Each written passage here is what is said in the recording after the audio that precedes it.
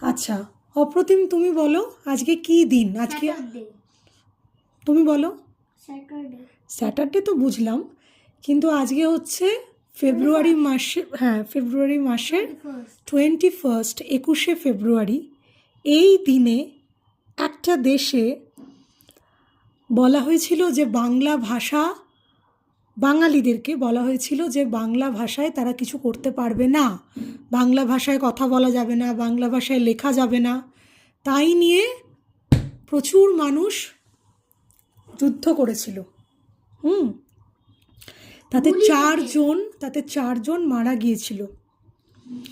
তো অপ্রতিম, তুমি বাংলা পড়তে জানো না, রাইট?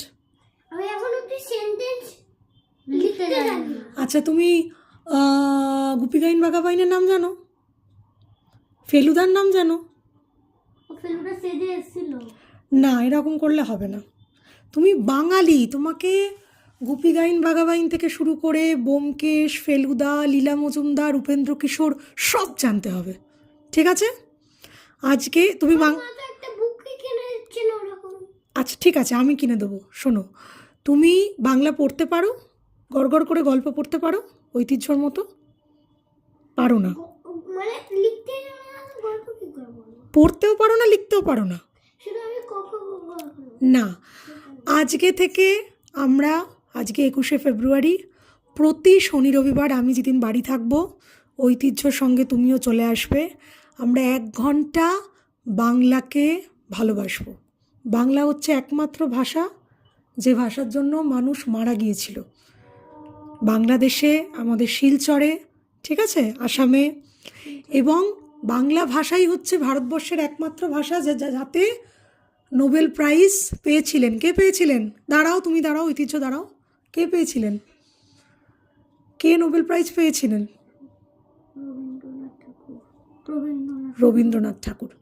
তাহলে বাংলা ভাষা হচ্ছে তোমার মায়ের ভাষা, তাই তো? তা তুমি যদি নিজের মাকেই না জানো, তুমি যদি নিজের মাকে না ভালোবাসো, তারপর তাহলে কি তুমি অন্যের মাকে আগে ভালোবাসতে পারবে? বাংলা ভাষাটা আগে শিখতে হবে, ঠিক আছে? আজকে এখন আমি তোমাদেরকে, যদিও ঐতিহ্য জানে, আজকে আমি তোমাদেরকে গুপিগাইন বাঘাবাইনের গল্পটা বলবো। তারপর সিনেমা না, বলে আমরা একটা ছোট্ট গল্প নিজেরা বানান করে করে পড়বো, তুমি পড়বে, ঠিক আছে? আজ থেকে প্রতিটা সপ্তাহে আমরা এটা করব, এবং সামনের বছর 21শে ফেব্রুয়ারি তুমি একটা সুন্দর বাংলায় গল্প লিখে আমাকে দেখাবে। ডান? লিখতেই হবে। ও লিখে দেবে না? পারে না?